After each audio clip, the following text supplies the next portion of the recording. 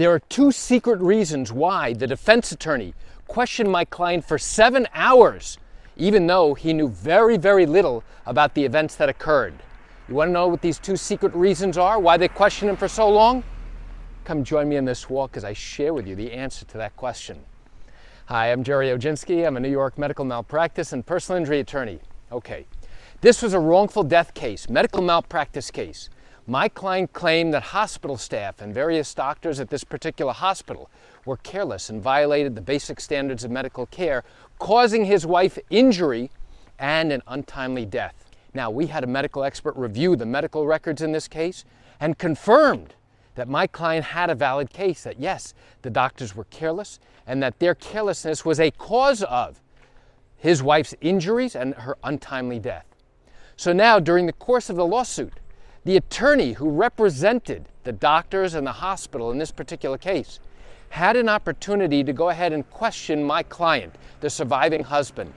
And that's known as a deposition. It's really a pre-trial question and answer session that's given under oath. In pre-COVID times, this would take place in our office, in our conference room. During COVID times, this has taken place on a Zoom video call.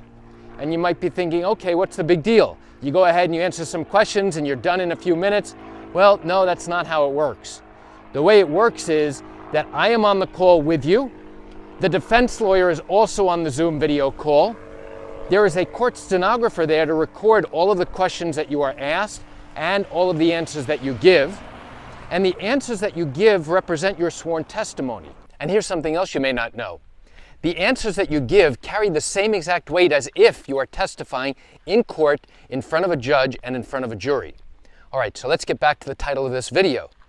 What are the two secrets about why this defense lawyer took 7 hours to question my client, the surviving husband, if he really didn't know any of the events that went on, and he was not familiar with any of the medical care and treatment that his wife received? The two secrets are, number one, they want to lock in his testimony now during this pretrial questioning, and I'll tell you why. And number two, and this is something nobody talks about, for billing.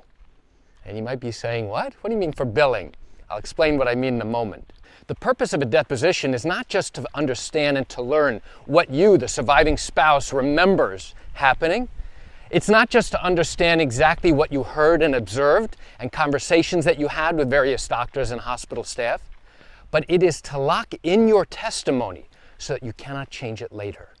That is one of the interesting points that nobody talks to you about. Your attorney is going to be preparing you for your deposition beforehand and go through the types of questions you are likely going to be asked. But nobody on video ever really talks about the true purpose of a deposition from the defense's standpoint. Not only do they want to understand exactly what it is that you remember happening, but they want to lock you into your testimony. So for example, let's say you were not present when your spouse received various medical care, leading to her injuries and her untimely death. All right, just like my client. And now they're going to ask you questions about conversations that you had, about who it was who rendered treatment to your wife, to your spouse. What did they do? What did they look like? What were they doing for her? What conversations did you have with the nurses? What did you learn? And now, if you were not there and don't know and don't remember, here's what's going to happen. Many of your answers are going to be, well, I don't remember. I don't know. I wasn't there. Nobody told me. I don't know what this person looked like. I did speak to somebody. I spoke to a doctor. I don't remember now, 2 years later, exactly what he looks like. Well, what did they say? Well, I'm not really sure. So many things were going on, I don't remember. Why does the defense attorney want to go ahead and lock in your answers about, I don't remember, I don't know, I don't recall? Why do they do that? The reason they want to do that and lock in your testimony now is because they want to make sure you don't contradict yourself later on down the road if your case goes to trial. So here's what I mean.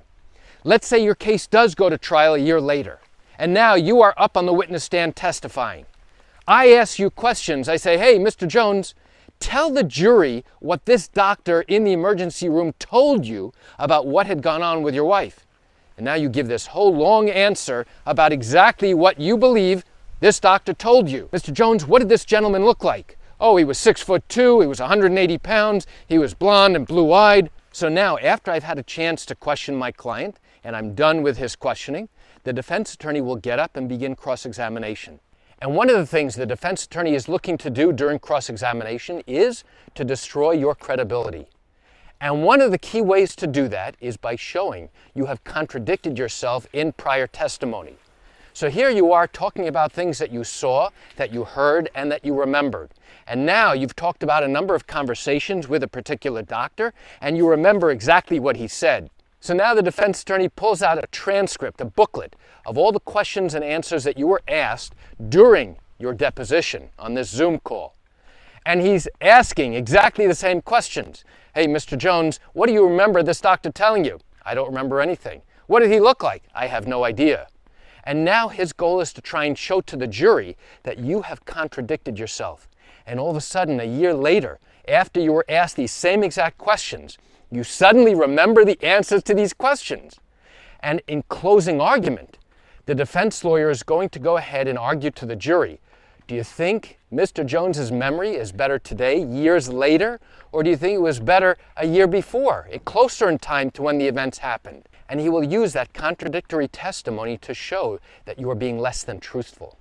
So now, what is the second reason why a defense attorney would keep my client 7 hours, even though he really didn't know much about anything that happened in the hospital? And the answer I gave you before was billing. You see, the defense attorneys get paid by the hour. They work with insurance companies that then hire them to go ahead and represent the doctors and the hospitals in these medical malpractice and wrongful death cases. These defense lawyers bill by the hour.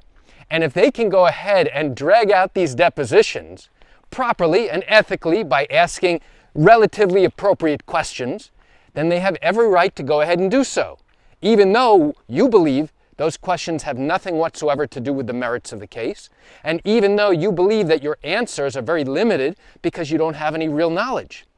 But remember, their goal is not just to understand what you remember, but their goal is also to lock you into your answers so you can't change it at trial. And you should know something else. In New York, the rules have changed as far as how long an attorney can question a witness in these pretrial depositions. Currently, as of 2021, as of May of 2021, the court rules say that an attorney cannot question a witness for more than 7 hours. There are exceptions. If, for example, a doctor has spent months and months treating a particular patient and there are hundreds or thousands of pages of records, then if we go ahead and ask the court for additional time, in all likelihood, I believe the judge would give us some additional time. But it used to be that attorneys had free rein to go ahead and question these witnesses sometimes for days, sometimes many days. There have been instances where my client has had to come back 4 or even 5 days to be questioned, even though they didn't remember a lot of the details of the treatment that they received.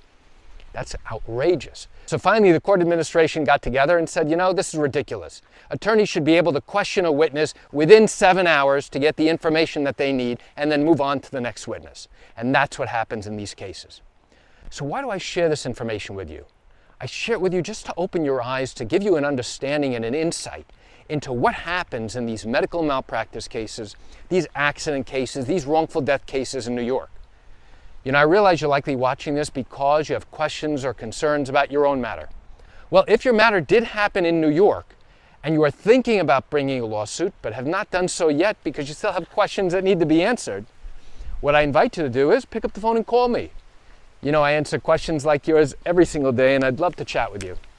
You can reach me at 516-487-8207 or by email at Gerry, Gerry, at Oginski-law.com.